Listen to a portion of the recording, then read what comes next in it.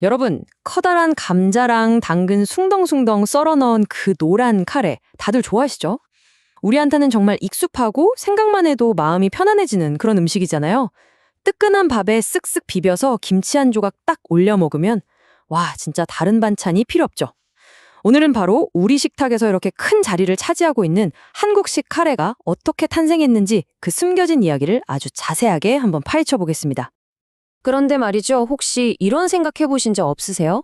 우리가 카레 하면 당연히 인도를 떠올리잖아요. 근데 지금 우리가 먹는 이 카레가 과연 진짜 인도의 전통 음식이라고 할 수 있을까요? 자, 이 질문에 대한 답을 찾으려면요. 아주 길고 흥미로운 시간 여행을 떠나야만 합니다. 자, 그럼 그 여정의 첫걸음을 떼볼까요? 모든 이야기의 시작은 인도에서 출발합니다. 그런데 참 아이러니하게도 우리가 아는 카레는 사실 하나의 거대한 오해에서 비롯된 발명품에 가까웠어요. 이야기의 뿌리는 바로 이 단어, 카리에서 시작됩니다. 인도 남부의 타미러인 카리는요, 우리가 생각하는 것처럼 어떤 특정 요리 하나를 딱 가리키는 말이 아니었어요. 그냥 밥이랑 같이 먹는 국물 있는 요리, 그러니까 소스나 반찬 같은 것들을 전부 통틀어서 부르는 아주 넓은 의미의 단어였던 거죠. 시작부터 우리가 아는 카레랑은 개념이 완전히 달렸던 겁니다. 그럼 인도 음식 맛의 진짜 비밀은 뭐냐? 바로 이 마살라에 있습니다. 이게 그냥 마트에서 파는 향신료 가루가 아니에요. 집집마다 신선한 향신료를 직접 볶고, 빻고, 갈아서 자기 집만의 비밀 레시피로 배합해서 만드는 말 그대로 어머니의 손맛이 담긴 그런 양념인 거죠. 그래서 지역마다, 집마다 그 맛과 향이 다 다를 수밖에 없어요.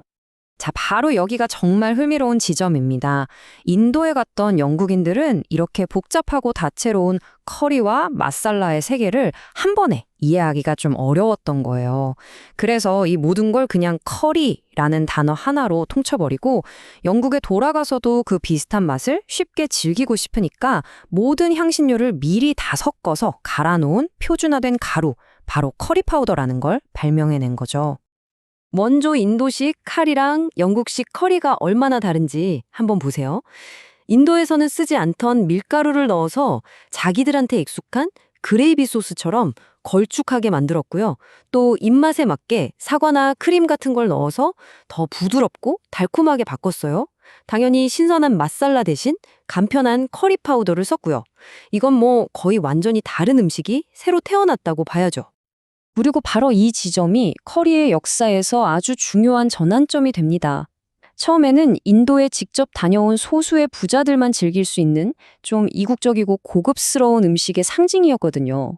그런데 공장에서 커리 파우더를 대량으로 찍어내기 시작하면서 이제는 영국의 평범한 가정 식탁에도 쉽게 오를 수 있는 대중적인 음식이 된 거예요.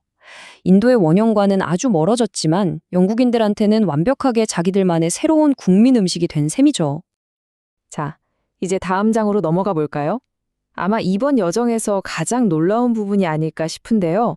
바로 메이지 유신 시대의 일본입니다. 놀랍게도 카레가 일본 땅을 밟은 건 맛있는 음식을 찾아서가 아니었어요. 그때 일본은 해군을 현대화하려고 혈안이 되어 있었는데 롤모델이 바로 세계 최강이었던 영국 해군이었습니다. 군함부터 제도까지 정말 모든 걸 다 따라했어요.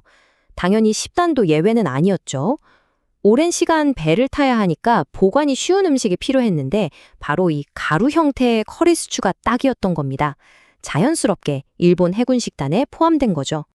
그런데 이 커리가요, 당시 일본 해군의 아주 치명적인 골칫거리였던 각기병 문제를 해결하는 영웅으로 등극합니다.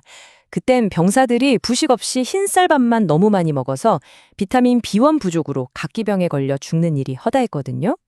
그런데 해군 군의관이었던 다카키 가네이로가 보니까 서양식으로 잘 챙겨 먹는 장교들은 아무도 안 아픈 거예요. 아하, 바로 이거다 싶어서 실험을 해봤고 영양 균형이 잡힌 식단이 정답이라는 걸 증명해냈죠. 그리고 그 영양 만점 식단의 중심에 바로 고기랑 채소가 듬뿍 들어간 커리가 있었던 겁니다. 그리고 이제 드디어 기나긴 여정을 거쳐 이야기는 한국으로 돌아옵니다. 카레가 우리나라에 도착하긴 했지만 이걸 지금의 국민 음식으로 만든 건 한 선구자의 놀라운 비전 덕분이었습니다. 사실 카레가 처음 한국에 들어왔을 때 상황은 썩 좋지 않았어요.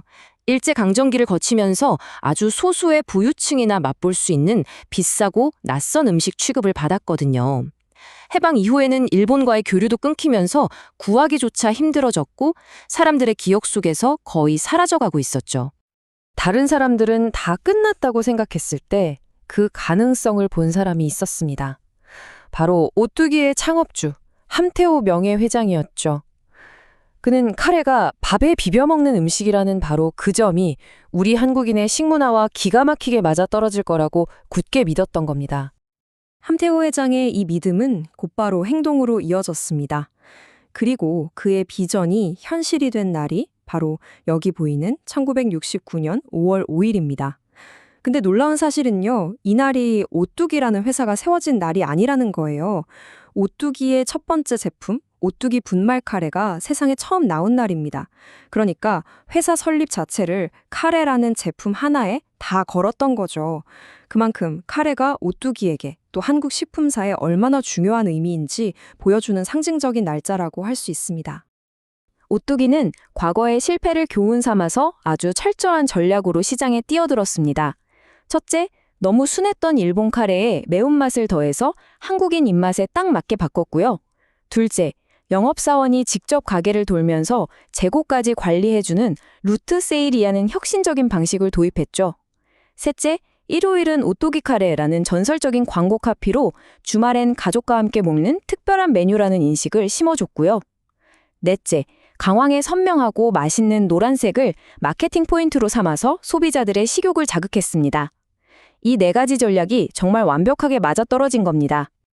자, 이제 우리가 오늘날 먹는 이 한국 카레 한 그릇을 다시 한번 보세요. 이건 더 이상 그냥 단순한 음식이 아닙니다. 여기엔 전 세계를 넘나드는 거대한 역사가 담겨 있는 거죠. 이 타임라인이 모든 걸 한눈에 보여주네요.